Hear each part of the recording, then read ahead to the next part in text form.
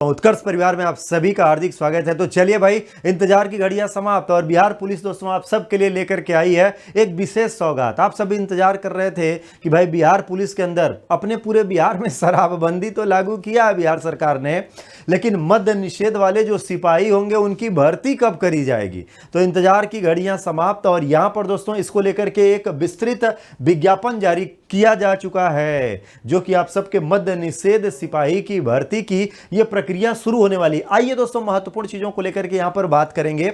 तो ये भर्ती प्रक्रिया केंद्रीय चयन पर्षद सिपाही भर्ती के तहत होगी और इसमें जो विज्ञापन जारी किया गया है मद्य निषेध सिपाहियों को लेकर के, इस विज्ञापन में दोस्तों अंतिम प्राप्ति यानी अंतिम तिथि जो होगी, ऑनलाइन फॉर्म अभी इसकी शुरुआत होने वाली है।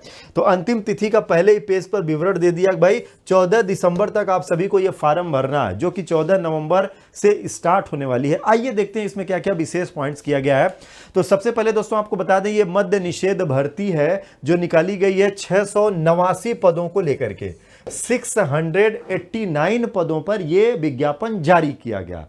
अब इस विज्ञापन में दोस्तों जो बात कही गई है कि यह प्रक्रिया फॉर्म भरने की जो प्रक्रिया होगी वो ऑनलाइन होने वाली है और ये फॉर्म आप कब से भरेंगे तो 14 नवंबर से दोस्तों ये प्रारंभ हो जाएगा और 14 नवंबर से लेकर के ध्यान रखना है 14 दिसंबर तक आपको ये फॉर्म भरना है। यानी ये फॉर्म भरने के लिए आपको 1 महीने का समय मिलेगा।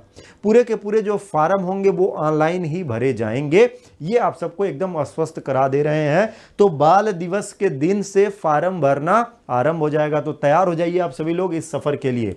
तो 14 नवंबर से शुरुआत है और ऑनलाइन आवेदन भरने की तिथि, जमा करने की तिथि ये 14 दिसंबर रहेगी। ये 2 डेट बहुत ही काम का है, ये आप सबको यहां से करना है। अब इसके बाद दोस्तों आगे की ओर बढ़ेंगे तो ये जो विज्ञापन मद्य निषेध को लेकर के जारी किया गया है 689 पदों के लिए, इसमें और क्या क्या चीजें विशेष तौर से हैं।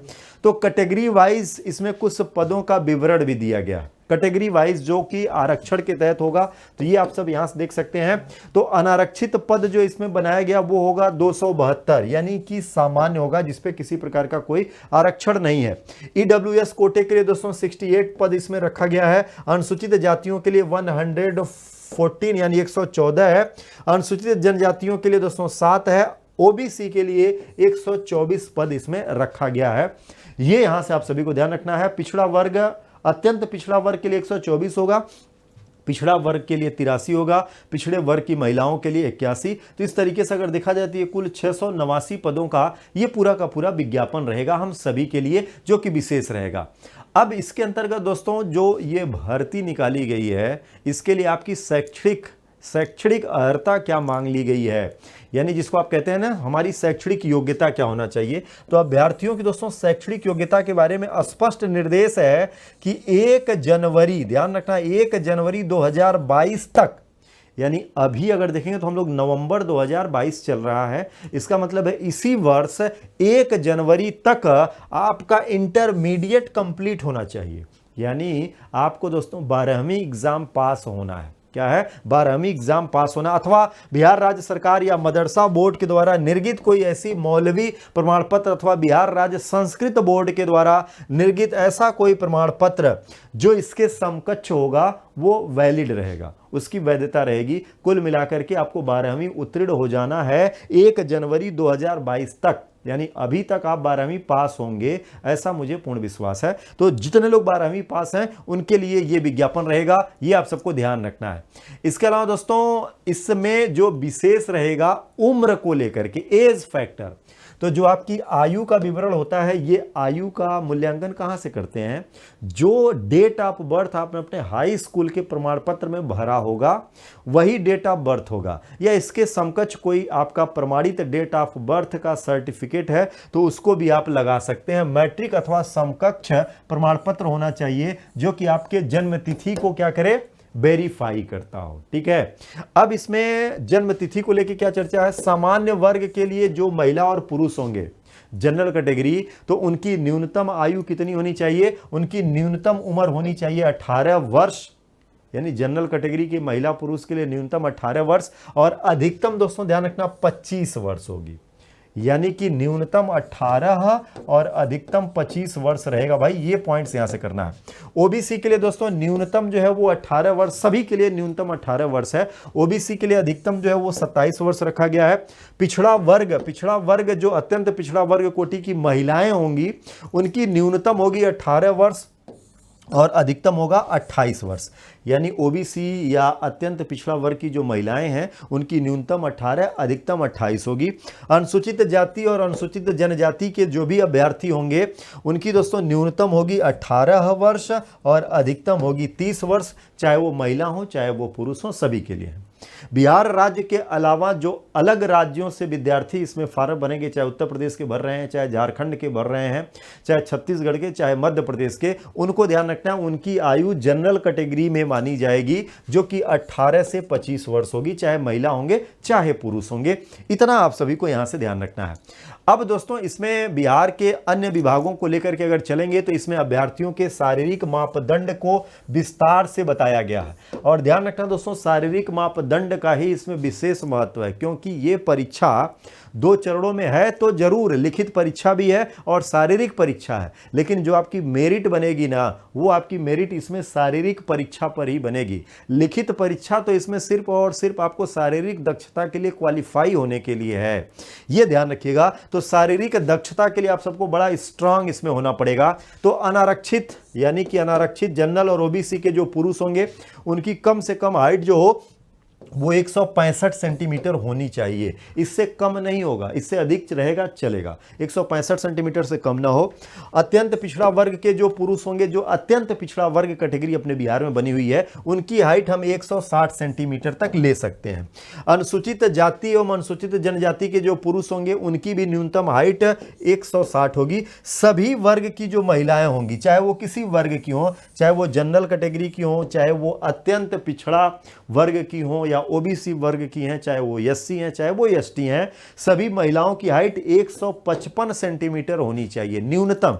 इससे अधिक है तो ये बहुत अच्छी बात है, लेकिन इससे कम नहीं होना चाहिए। तो ये शारीरिक दक्षता है भाई, इसका मूल्यांकन करिएगा। इसके अलावा दोस्तों पुरुषों के लिए सीना फुलाने वाली प्रतियोगिता है, तो 81 सेंटीमीटर न्यूनतम होना चाहिए और 5 सेंटीमीटर फूले तो 86 सेंटीमीटर हो जाना चाहिए। 5 सेंटीमीटर से कम किसी भी दशा में नहीं होना चाहिए, सामान्य वर्ग के लिए ये है। अत्यंत पिछड़ा वर्ग के जो पुरुष होंगे उनको भी भाई 81 सेंटीमीटर और 86 सेंटीमीटर यानी फुलाने के बाद 5 सेंटीमीटर का अंतर होना चाहिए, ये सभी के लिए रहेगा। महिलाओं को इसमें नहीं रखेंगे, ये पुरुषों के लिए होगा। अनुसूचित जाति और जनजाति के जो पुरुष होंगे उनका सीना दोस्तों 79 सेंटीमीटर और फुलाने के बाद 84 यानी इनका भी 5 सेंटीमीटर फूलना चाहिए, ये आप सभी को ध्यान रखना है। वजन सभी वर्ग की महिला उम्मीदवारों के लिए दोस्तों इसमें कहा गया है कि महिलाओं की जो वजन उनका होगा यानी उनका जो वेट होगा वो 48 किलो से कम नहीं होना चाहिए। तो जितने भी महिला कैंडिडेट, महिला अभ्यर्थी होंगी वो सबसे पहले तो अपनी हाइट चेक कर लेंगी कि 155 सेंटीमीटर उनकी हाइट हो और उनका वजन किसी भी दशा में 48 किलोग्राम से कम नहीं होना चाहिए। पुरुषों के लिए दोस्तों वजन को लेकर के कोई अभी बाउंडेशन नहीं है, सिर्फ महिलाओं का कम से कम 48 या इससे अधिक रहेगा तो चलेगा, ये ध्यान रखना। जो दोस्तों थर्ड जेंडर के होंगे अभ्यर्थियों के लिए शारीरिक मापदंड, शारीरिक दक्षता परीक्षा मापदंड पिछड़े वर्ग की महिला अभ्यर्थियों के समान ही रहेगा। तो ये पॉइंट्स आप सभी को यहां से लेकर के चलना है। अब बारी आती है दोस्तों इसमें जो आप सबका नियुक्ति की प्रक्रिया होगी, नियुक्ति की प्रक्रिया। तो लिखित परीक्षा इसमें 100 अंकों का होगा, वस्तुनिष्ठ प्रश्न बनेंगे, हर प्रश्न के लिए 1 अंक देने की बात करी गई है इसमें, जो कि आपकी ये जो लिखित परीक्षा होगी ये ओमार सीट पर आधारित होगी, जो कि क्या होगी ऑब्जेक्टिव रहेगी। ये पॉइंट्स यहां से लेके चलिएगा। जो लिखित परीक्षा होगी उसमें दोस्तों जो पाठ्यक्रम दिया गया है 100 प्रश्नों को लेकर के, तो ध्यान रखना इसमें हिंदी जो कि हाई स्कूल लेवल की बात करी गई है, यानी कक्षा 10वीं तक की, मैट्रिक तक की बात करी गई। हिंदी होगा, अंग्रेजी होगा, गणित होगा। इसके अलावा दोस्तों सामाजिक विज्ञान के विषय होंगे, इतिहास, भूगोल, नागरिक शास्त्र, अर्थशास्त्र, विज्ञान का विषय रहेगा इसमें, और सामान्य ज्ञान और करंट अफेयर्स को लेकर के ये प्रश्न आपसे यहां से पूछे जाएंगे, ये यहां से ध्यान रखना है। और ध्यान रखना दोस्तों ये जो लिखित परीक्षा होगी ये क्वालिफाइंग होगी, यानी इसमें कम से कम 30% अंक लाना आपको अनिवार्य होगा। जो अभ्यर्थी 30% से कम अंक लाएगा, यानी 100 में से 30 नंबर तो आपको लाने ही लाने हैं। और जो अभ्यर्थी 30 से कम लाएगा वो पहले ही बाहर हो जाएगा, और जो 30 या इससे अधिक लाएगा वो अभ्यर्थी शारीरिक दक्षता के लिए क्या हो जाएगा, वैलिड होगा। और जो 30% से कम लाएगा तो कम लाने वाले क्या हो जाएंगे भाई, पहले ही असफल घोषित कर दिए जाएंगे। क्योंकि दोस्तों जो लिखित परीक्षा है ये अंतिम मेधा सूची नहीं है। लिखित परीक्षा जो होगी ये आपके शारीरिक योग्यता परीक्षा के लिए अहरक होगी। इसका मतलब है कि जो आप रिटेन एग्जाम देंगे वस्तुनिष्ठ वाला 100 प्रश्नों का, वो सिर्फ आपको क्वालिफाई करना है, कम से कम 30 न्यूनतम अंक लाना है, अदरवाइज आप पहले ही बाहर हो जाएंगे। और फिर उसके बाद दोस्तों जो इसको क्वालिफाई करके आएगा उसके लिए बनेगी मेधा सूची, जो कि आपके शारीरिक दक्षता पर आधारित होगी। क्या होगी, शारीरिक दक्षता पर आधारित होगी, जिसमें दौड़ होगा, ऊंची कूद होगा, इसके अलावा दोस्तों गोला फेंक होगा। यानी ध्यान रखना क्या क्या चीजें रखी गई हैं, दौड़ रखा गया है, ऊंची कूद, गोला फेंक, ये सब दोस्तों इसके प्रतियोगिता के आधार बनेंगे और इसी के आधार पर आपका होगा मूल्यांकन। क्या होगा, इसी के आधार पर होगा आप सभी का मूल्यांकन। तो भाई लग जाइए, 14 नवंबर से आप सबका फार्म भरा जाएगा। इंतजार आप सब काफी दिनों से इसको लेकर के कर रहे थे, तो इंतजार की घड़ियां समाप्त, और आप सभी को दोस्तों इस प्रतियोगी परीक्षा के लिए ऑल द बेस्ट।